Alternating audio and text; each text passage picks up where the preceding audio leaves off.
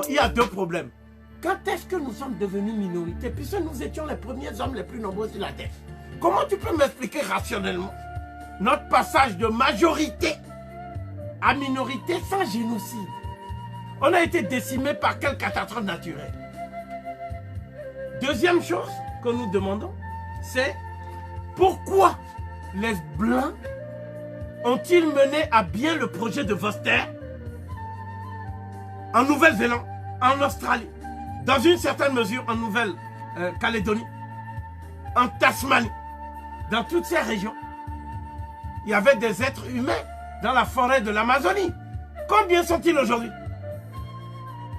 Pourquoi ils ont réussi ce projet de Vorster et vous dites qu'en Afrique, les droits humains vont nous mettre à l'abri de ça? Il n'y avait pas les droits humains à l'époque où on a vidé la Nouvelle-Zélande de sa population. Alors voici ce qu'il a dit Vorster. Si vous nous demandez quel est l'objectif final de notre politique de séparation des races, c'est ça qu'on appelle l'apartheid, nous vous répondrons que notre principal objectif est d'obtenir une Afrique à jamais débarrassée des Africains. Et une Afrique débarrassée des Africains serait en tout point semblable à un paradis terrestre pour l'homme blanc.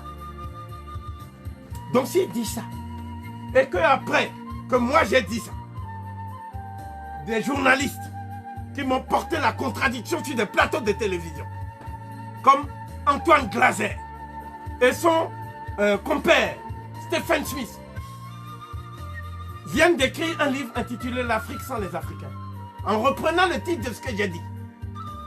Donc c'est là où les Noirs disent maintenant, merci de nous avoir mis en garde contre le danger. Quand ce sont des Blancs, eux, ils ne font pas de paranoïa. Eux, ils font tout simplement lanceurs d'alerte humanitaire. Quand c'est Covid, la paranoïa est à son compte. Bon, j'assume.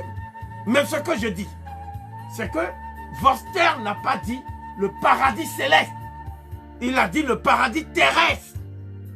Donc pour lui, à tort ou à raison, l'Afrique c'est le paradis terrestre.